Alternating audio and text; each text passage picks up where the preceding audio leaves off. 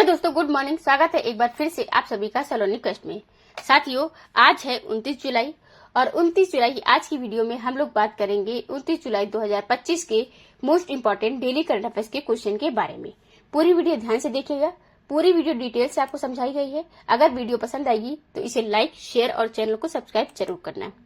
तो चलिए जैसे कि आगे बढ़ते हैं। हमारा आज का पहला क्वेश्चन है, हाल ही में विश्व हेपेटाइटिस दिवस कब मनाया गया? तो साथियों, ये मनाया जाता है प्रत्येक वर्ष, मतलब हर साल 28 जुलाई को वर्ल्ड हेपेटाइटिस डे ये मनाया जाता है। रोग के प्रति अवेयरनेस फैलाने के लिए और इसको टीकों के बारे में मतलब लोगों को बताने के लिए, वैक्सीनेशन के लिए ये दिवस मनाया जाता है। इस प्रकार के हेपेटाइटिस मतलब टाइप्स से होते हैं उसके थोड़ा से, तो hepatitis A, hepatitis B, hepatitis let's break, मतलब ये इस बार की थीम है, इट डाउन। एंड इस थीम के साथ ये दिवस मनाया गया है। नोबेल पुरस्कार विजेता हैं वैज्ञानिक डॉक्टर बारूक ब्लम्बर की जयंती के उपलक्ष्य में 28 जुलाई को दिन चुना गया है। इन्होंने 1967 में हेपेटाइटिस बी वायरस की खोज की और इसका टीका भी इन्होंने ही विकसित किया था, जैसा कि क्लियर है। तो जैसा कि हम आपको बता दें, 2010 से इनका प्रमुख दिवस मनाया जाना शुरू हुआ था। जुलाई के कुछ मतलब जो प्रमुख दिवस है, जैसे कि हमने जुलाई महीना है तो अब हम इसको एक बार रिवाइज भी कर लेते हैं जुलाई दिवस। चलिए स्टार्ट करते हैं। 1 जुलाई को राष्ट्रीय चिकित्सक दिवस मनाया जाता है। विधान चंद्र राय जी की जयंती पर डॉक्टर विधान चंद्र राय, ठीक है, पुण्यतिथि भी इसी दिन मनाई जाती है। 1 जुलाई को ही जीएसटी दिवस मनाया जाता है और 1 जुलाई को ही एसबीआई का स्थापना दिवस मनाते हैं। 5 जुलाई को अंतर्राष्ट्रीय सहकारिता दिवस मनाया जाता है और 6 जुलाई को राष्ट्रीय ग्रामीण दिवस, विश्व ग्रामीण दिवस मनाते हैं। 10 जुलाई को वैश्विक ऊर्जा स्वतंत्रता दिवस, 11 जुलाई को विश्व जनसंख्या दिवस, 15 जुलाई को विश्व युवा कौशल दिवस मनाते हैं, 17 जुलाई को विश्व अंतर्राष्ट्रीय न्याय दिवस और 18 जुलाई को अंतर्राष्ट्रीय मंडेला दिवस मनाते हैं। 20 जुलाई को अंतर्राष्ट्रीय शतरंज दिवस, 22 जुलाई को विश्व मस्तिष्क दिवस 22 जुलाई को, और 24 जुलाई को राष्ट्रीय आयकर दिवस मनाते हैं। 26 जुलाई को कारगिल विजय दिवस मनाते हैं, जैसे कि अभी मनाया मैंने हम लोग आपको बताया था। और 28 जुलाई को, जैसा कि आपको पता ही है, ये विश्व हेपेटाइटिस दिवस मनाते हैं। चलिए आगे बढ़ते हैं। हाल ही में उत्तर प्रदेश कैबिनेट ने महिलाओं को संपत्ति पर स्टैंप शुल्क में कितने प्रतिशत की छूट दिया है? तो उत्तर प्रदेश की कैबिनेट ने एक बड़ी घोषणा की है। महिलाओं के नाम से अगर स्टैंप पेपर पर महिलाएं लिए जाएंगे, मतलब या कहीं भी कोई प्रॉपर्टी खरीदी जाएगी उनके नाम से, तो स्टैंप बनेगा तो उसमें 1% का एक्स्ट्रा डिस्काउंट मिलेगा। स्टैंप शुल्क जो लगता है ना, जो सरकार को देना होता है स्टैंप चार्ज, वो स्टैंप ड्यूटी जो है उसमें 1% की छूट रहेगी। मतलब जमीन जायदाद लेना अगर, तो सिर्फ महिलाओं के नाम लेना तो इसमें 1% का और कम कर दिया गया। स्टैंप ड्यूटी देना पड़ेगा, मतलब जो देना पड़ता था ना अभी तक, ये कितने तक, ये 1 करोड़ तक की संपत्तियों को अगर लेने पर इसमें आपको ये मिल रहा है स्टैंप ड्यूटी, ठीक है। 1 लाख तक की स्टैंप ड्यूटी बचा लोगे आप। तो स्टैंप शुल्क में अब तक कितना था? अब तक 10 लाख तक की संपत्तियों पर था और इससे 1000 रुपए की छूट मिलती थी। तो ये लिमिट भी इस प्रकार से बढ़ाई गई है, 1 करोड़ तक इसे की गई है ये लिमिट। उत्तर प्रदेश आया है, उत्तर प्रदेश के बारे में जान लेते हैं हम लोग।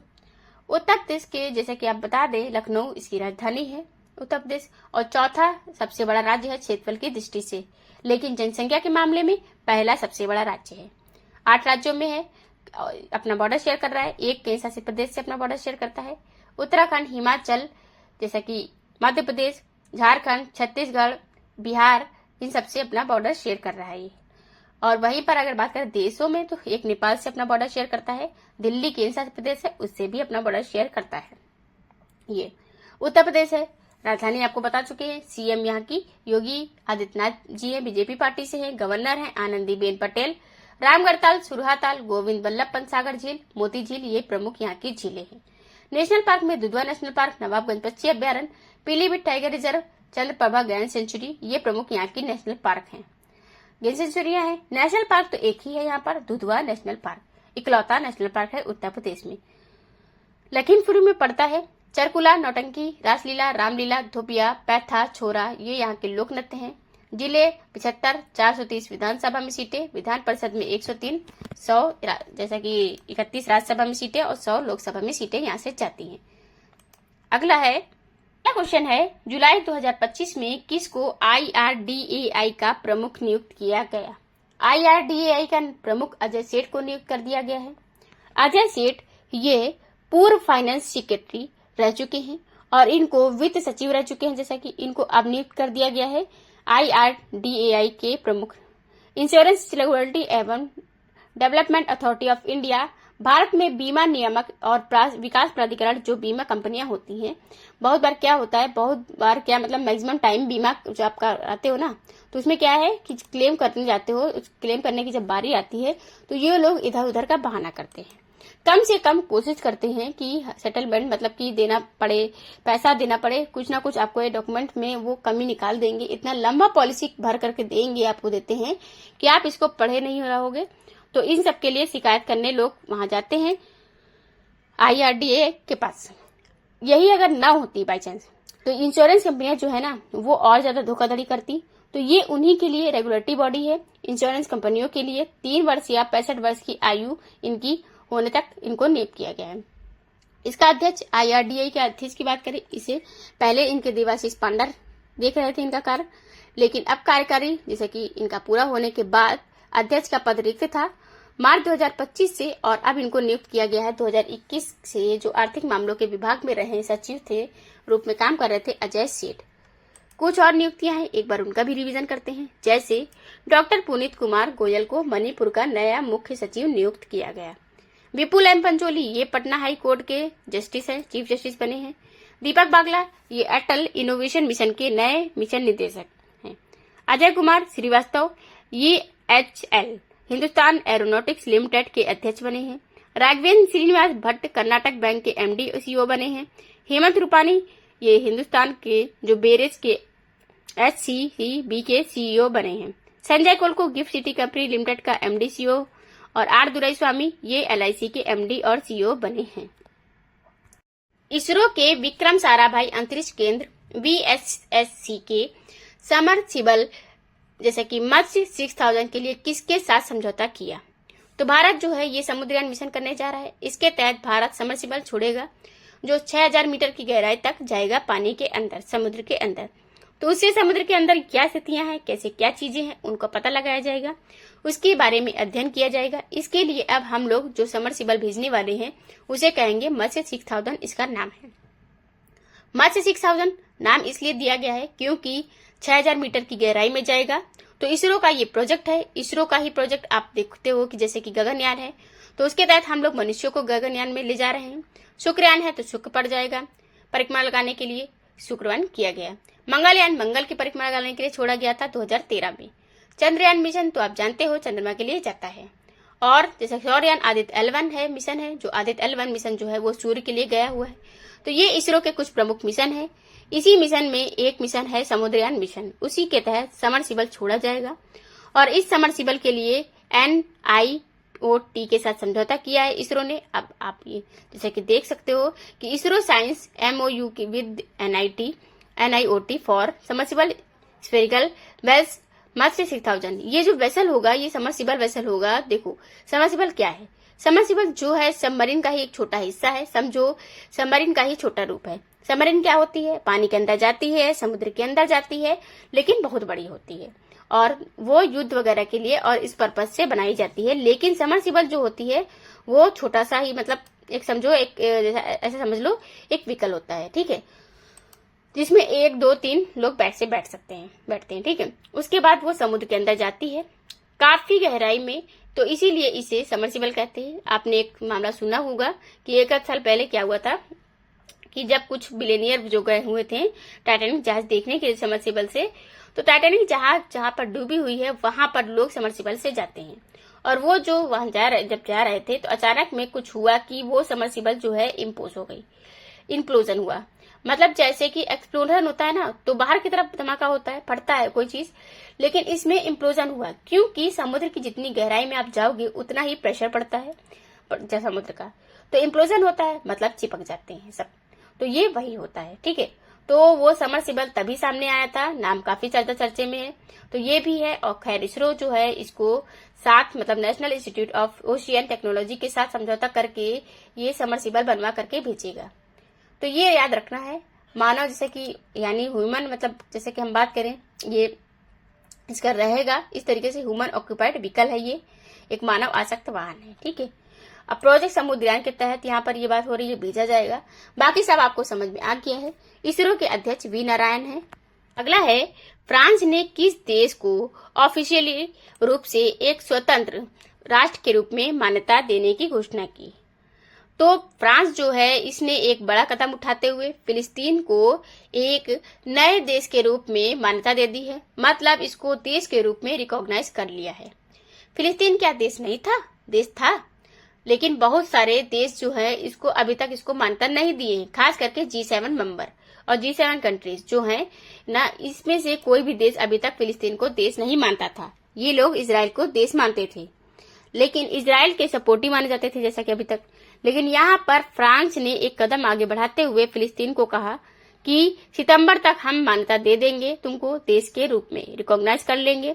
क्या भारत फिलिस्तीन को देश मानता है? देखो, भारत 2 स्टेट पॉलिसी पर बिलीव करता है। भारत मानता है इजराइल भी देश है और फिलिस्तीन भी देश है। भारत 2 स्टेट पॉलिसी को क्या मतलब क्या कहें कि क्या कहते हैं, उसे एक्सेप्ट करता है। यूएन भी 2 स्टेट पॉलिसी को ही एक्सेप्ट करता है। फ्रांस जैसे G7 के और देश जो है अब तक इसको केवल इजराइल का देश मानते थे, लेकिन फिलिस्तीन को देश नहीं मानते थे। जैसे पाकिस्तान है, पाकिस्तान वगैरह कुछ और भी ऐसे देश हैं, अरब अमीरात है, इस तरह के अरब कंट्रीज जो है ये जो फिलिस्तीन को देश मानते हैं, इजराइल को देश नहीं मानते हैं। और हम लोग हैं इन दोनों को देश मानते हैं, 2 स्टेट पॉलिसी को। ये बात याद रखना, पूछा जा सकता है आपसे। खैर, फ्रांस G7 का पहला ऐसा मेंबर बन गया है जिसने कहा है कि सितंबर तक हम लोग आपको रिकॉग्नाइज कर लेंगे, मतलब एज ए कंट्री फिलिस्तीन को मान लेंगे। ये लोग इजराइल के सपोर्टिव माने जाते हैं। खैर, 1988 से अब तक की जैसे कि जो बात करें, अधिक संयुक्त राष्ट्र फिलिस्तीन को एक स्वतंत्र देश के रूप में मान्यता दे दी है। यहाँ पर अब इजराइल में और संख्या कम ही है, जैसा कि हालांकि अमेरिका, ब्रिटेन और अधिकांश G7 देश प्रमुख जो हैं वैश्विक शक्तियों ने अब तक इसे नहीं एक्सेप्ट किया है। G7 सदस्य की अगर बात करें, G7 जो होते हैं तो इसमें Japan, Italy, France, Germany, Canada, US, UK और यूरोपियन यूनियन है। तो सितंबर 2025 तक ये हो जाएंगे। इमैनुअल मैक्रोन आप जानते हो फ्रांस के राष्ट्रपति है। यूरो यहाँ की मुद्रा होती है। पेरिस मतलब इसकी राजधानी है। हेडक्वार्टर पेरिस में किसका है? यूनेस्को का हेडक्वार्टर है। हाल ही में किस देश ने ULPGM V3 मिसाइल का सफल परीक्षण किया? किसने किया? तो ये बहुत ही इंपॉर्टेंट क्वेश्चन हो जाता है। तो भारत देश ने जैसा कि अब यहाँ पर ULPGM V3 मिसाइल का सफल परीक्षण कर लिया है DRDO ने, और जो कि है भारत की एजेंसी DRDO ने इसका परीक्षण किया है। DRDO defence research and development organisation है। ये है क्या? ULPGM क्या है क्या? तो हम आपको बता दें, अनमैन्ड एयर व्हीकल से यानी UAV से मिसाइल लॉन्च करने की एक टेक्निक है। मतलब अब हम लोग अनमैन्ड एयर व्हीकल से यानी कि ड्रोन से, शॉर्ट फॉर्म में कहें अगर भाषा में तो ड्रोन कहते हैं UAV। तो ये लॉन्च व्हीकल मतलब किया जा सकेगा। इससे यहाँ पर प्रिसीजन गाइडेड मिसाइल लॉन्च किया जा सकेगा, और इसकी मदद से हम लोग क्या कर पाएंगे ना कि हाँ, अब तो फाइटर प्लेन से जा करके अटैक करने की भी जरूरत नहीं होगी। जो ऑपरेशन सिंदूर में जैसे ये सवाल उठ रहे थे ना कि कितने फाइटर प्लेन गिरे, कितना नुकसान हुआ, कितना फाइटर प्लेन, कितना राफेल गिरा, ये सब हो रहा है। अभी सब बवाल ही नहीं होगा, मतलब रहेगा सीधा ड्रोन भेजो। ऐसे ड्रोन जो मिसाइल कैपेबल ड्रोन होंगे ना, वो खुद भी जाएंगे और उसके बाद वहां से जाकर मिसाइल छोड़ देंगे। मतलब जब उन पर अटैक होने वाला होगा तो वो मिसाइल भी छोड़ सकते हैं। तो ये एक भारत की टेक्नोलॉजी है, DRDO की टेक्नोलॉजी है। इसका परीक्षण किया है आंध्र प्रदेश के कुर्नूल में, जो नेशनल ओपन एरिया रेंज है वहां पर। जैसे कि आपको बता दें, ULPGM V3 मिसाइल का सफल परीक्षण हुआ है। ये एक्सटेंडेड रेंज मतलब इसका और बड़ा रेंज इसके लिए होगा ये, और एयर टू सरफेस मिसाइल रहेगी। कहां से? एयर टू सरफेस है। ठीक वैसे ही ड्रोन जाएगा ऊपर रहेगा और नीचे सरफेस पर अटैक करेगा। DRDO की स्थापना 1 जनवरी 1958 को हुई थी। समीर वी कामत इसके अध्यक्ष हैं। दिल्ली में इसका हेडक्वार्टर है। 1 जनवरी को इसका 68वां स्थापना दिवस मनाया गया था इस बार। क्वेश्चन है अगला हमारा, 27 जुलाई को भारत रत्न से सम्मानित किस पूर्व राष्ट्रपति की पुण्यतिथि मनाई गई? तो 27 जुलाई 2025 को दोस्तों पूर्व राष्ट्रपति APJ अब्दुल कलाम जी की जयंती पुण्यतिथि, मतलब कहें जयंती नहीं, पुण्यतिथि थी। डॉक्टर एपीजे अब्दुल कलाम की पुण्यतिथि 27 जुलाई 2025 को होती है। वर्ष 2015 में इनका निधन हुआ था। ये भारत के 11वें राष्ट्रपति थे। मिसाइल मैन ऑफ इंडिया के नाम से जाने जाते हैं और भारत के महान साइंटिस्ट थे। ये राष्ट्रपति भी आगे चलकर के बने। पृथ्वी, अग्नि, आकाश, ये सब जो मिसाइलें हैं आप सुनते हो ना, ये इन्हीं की देन है, इन्हीं का कॉन्सेप्ट है। डीआरडीओ में भी रहे, इसरो में भी रहे और इन्होंने भारत के राष्ट्रपति के रूप में भी सेवा दी। कब से कब तक ये राष्ट्रपति थे? तो 2002 से 2027 तक ये राष्ट्रपति के, मतलब 17 तक ये राष्ट्रपति 11वें रहे थे। राष्ट्रपति प्रतिभा देवी सिंह पाटिल जी बनी थी, जो कि पहली महिला थी। 13वें राष्ट्रपति बने हैं प्रणब मुखर्जी जी। उसके बाद 14 नंबर के, मतलब 14 नंबर के, जैसा कि रामनाथ कोविंद जी। और अभी वर्तमान में आप जानते ही हो राष्ट्रपति द्रौपदी मुर्मू जी हैं 15 नंबर की। तो इनका जन्म की बात करें तमिलनाडु के रामेश्वरम में हुआ था। 15 अक्टूबर 1931 को 15 अक्टूबर को राष्ट्रीय विश्व छात्र दिवस मनाया जाता है। इनकी जयंती पर विश्व छात्र दिवस मनाते हैं, ये आपको याद रखना है। हाल ही में किसने पृथ्वी की चुंबकीय ढाल का अध्ययन करने के लिए ये ट्रेसर्स मिशन लॉन्च किया? अब ट्रेसर्स मिशन लॉन्च किया है किसने? तो ट्रेसर्स मिशन, जैसा कि हम आपको बता दें, पृथ्वी के चुंबकीय ढाल का अध्ययन करने के लिए लॉन्च किया गया है नासा के द्वारा। National aeronautics and space administration, जो कि अमेरिका की स्पेस एजेंसी है, इसने ये मिशन लॉन्च किया है to study earth magnetic shield. Earth पर मैग्नेटिक शील्ड, मैग्नेटिक जो शील्ड कहोगे आप, क्या है कि ये जो ग्रेविटी आप देख रहे हो ना, देखते हो ना कि मतलब सब मैग्नेटिक शील्ड हो, तो इस प्रकार से जो भी पृथ्वी का जो गुरुत्वाकर्षण है पृथ्वी के आसपास का, ये मैग्नेटिक जो शील्ड है एक प्रकार से, क्योंकि मैग्नेट क्या है करता है, अपनी तरफ आकर्षित करता है चीजों को, लोहे को, धातुओं को। तो ऐसे ही पृथ्वी क्या करती है, ये भी गुरुत्वाकर्षण के बल के कारण अपनी तरफ आकर्षित करती है चीजों को। तो इसी को स्टडी करने के लिए और डिटेल से स्टडी करने के लिए नासा ने ये मिशन लॉन्च किया है। ये मिशन खास करके ध्रुवों पर किया जाएगा, क्योंकि ध्रुवों पर सबसे ज्यादा मैग्नेटिक होता है। आप जानते हो ना कि पृथ्वी के ध्रुवों पर गुरुत्वाकर्षण बल सबसे ज्यादा रखता है। ऐसे इन्होंने भी कहा है कि ये क्या करेंगे कि ये देखेंगे पोलर, मतलब जो क्षेत्र का अध्ययन करेंगे, ये क्षेत्र है जहां सूर्य की गतिविधियों का पृथ्वी के चुंबकीय क्षेत्र पर सबसे अधिक प्रभाव पड़ता है और पृथ्वी के ये उत्तरी ध्रुव के पास स्थित है। तो यहाँ पर हम बात करें, ये करेंगे कैलिफोर्निया के वडेनबर्ग स्पेस एक्स फाल्कन 9 रॉकेट से इन्होंने लॉन्च किया है। ट्रेसर्स मिशन, ये याद रखना है, ट्रेसर्स का फुल फॉर्म भी होता है, हालांकि फुल फॉर्म पूछा नहीं जाएगा आपसे, लेकिन ट्रेसर्स मिशन याद रखना है। नासा के नए अध्यक्ष बने हैं अभी जेनेट पेट्रो, इनका नाम याद रखना है। बिल नेल्सन बदल चुके हैं और वाशिंगटन डीसी में हेडक्वार्टर है। 1958 में इसकी स्थापना हुई थी। अगला है, निम्न में से किस कंपनी के सीईओ हाल ही में बिलियनियर्स की सूची में शामिल किए गए? तो किस कंपनी के सीईओ है जो हो गया है अरबपति बिलियनियर? सीईओ अमूमन बिलियनियर कम ही होते हैं, या फिर ऐसे सीईओ बिलियनियर होते हैं जो संस्थापक भी रहा करते हैं। लेकिन यहाँ पर एक ऐसे सीईओ जो बन गए हैं बिलियनियर, और ये गूगल के सीईओ है सुंदर पिचाई। सुंदर पिचाई जो है आप जानते हो भारतीय मूल के हैं और ये अल्फाबेट के और गूगल के वर्तमान में सीईओ हैं। अल्फाबेट गूगल की पेरेंट कंपनी है, जैसे फेसबुक वगैरह की पेरेंट कंपनी है मेटा होती है, ऐसे अल्फाबेट गूगल की पेरेंट कंपनी है। तो इसके भी ये सीईओ है और 2004 से ये गूगल में शामिल हुए हैं। उसके बाद धीरे धीरे सीईओ के पद तक गए। अब इनकी कुल संपत्ति 1.1 बिलियन बताई जा रही है। ये किसके द्वारा? ब्लूमबर्ग की रिपोर्ट के द्वारा। यहाँ आपको बता दें, ये ब्लूमबर्ग की जो रिपोर्ट है इसके तहत ये बात निकल के सामने आई है। लैरी पेज संस्थापक हैं गूगल के। 1998 में गूगल की इन्होंने स्थापना की थी। सरई बेरेन के साथ मिलकर के स्थापना हुई थी इसकी। अगला है, जुलाई 2025 में कहां पर आषाढ़ी तिरुवथिरय उत्सव मनाया गया? तो आषाढ़ी तिरुवथिरय उत्सव ये मनाया गया कहां पर? तमिलनाडु में। तमिलनाडु में एक्चुअली में चोल साम्राज्य का 1000 वर्ष राजेंद्र चोल जो चोल वंश के थे उनका 1000वीं जयंती मनाई जा रही है।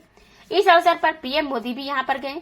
ये क्वेश्चन मैं आपको जैसे कि हम बता दें कवर कराएं कि पीएम मोदी गए हैं वहां पर, बड़ी परियोजनाओं का उद्घाटन भी किया है उन्होंने। उन्हीं के अवसर पर यहाँ गए कोंडा चोलपुरम में आषाढ़ी तिरुवथिरय उत्सव मनाया गया। ये चोल वंश के 1000 वर्ष होने के उपलक्ष्य में मनाया जाता है। तो राजेंद्र चोल को भी अभी जैसे की बात करें अभी 1000वीं जयंती भी मनाई गई है, ये भी ध्यान रखना। 23 से 27 जुलाई तक तमिलनाडु में आयोजित हुआ है 2 महत्वपूर्ण घटनाओं की स्मृति में। मतलब एक, राजेंद्र चोल की समुद्री विजय, दक्षिण पूर्व एशिया के समुद्री विजय चोल साम्राज्य के थे। आपने देखा था, मतलब आप पढ़े होंगे कि अगर इतिहास में इंडोनेशिया से लेकर के उधर वियतनाम, कंबोडिया, थाईलैंड, ये सब चोल साम्राज्य का हिस्सा था एक टाइम पर। यूनेस्को विश्व धरोहर में शामिल है। गयकंडा चोलपुरम के मंदिर के निर्माण की सहस्त्र शताब्दी दोनों के उपलक्ष्य में ये उत्सव मनाया जाता है। गयकुंडा चोलपुरम, ये आपको याद होगा, पता ही होगा। अब मेले और महोत्सव कुछ और है, इनको एक बार रिवीजन करिए। जैसे एस्ट्रो टूरिज्म फेस्टिवल, ये लेह लद्दाख में हुआ। बोनालू उत्सव तेलंगाना में। अंबुबाची मेला कामाख्या मंदिर असम में। नाजाताटी महोत्सव केरल में। सिरोही लिली मणिपुर में। मछली महोत्सव त्रिपुरा, लद्दाख में खुबानी महोत्सव और राष्ट्रीय जनजाति युवा महोत्सव मिजोरम में मनाया गया। जैसा कि तो ये थे साथियों आज के टॉप 10 के current affairs question. I hope आपको वीडियो पसंद आई होगी, आपको इन्फॉर्मेटिव लगी होगी। एक तो लाइक कर दीजिए। इसकी पीडीएफ आपको जो है टेलीग्राम चैनल पर मिल जाएगी। टेलीग्राम चैनल आप ज्वाइन कर सकते हैं। डिस्क्रिप्शन बॉक्स में आपको लिंक मिल जाएगी, वहां से आप टेलीग्राम जो लिंक है वहां से जैसे कि क्लिक करते हैं तो टेलीग्राम चैनल पर आपको सर्च क्या करना होता है, ज्वाइन करके सलोनी क्वेस्ट आप सर्च करेंगे, वहां पे ज्वाइन कर लीजिए। टेलीग्राम पर आपको पीडीएफ मिलेगी, डाउनलोड वहां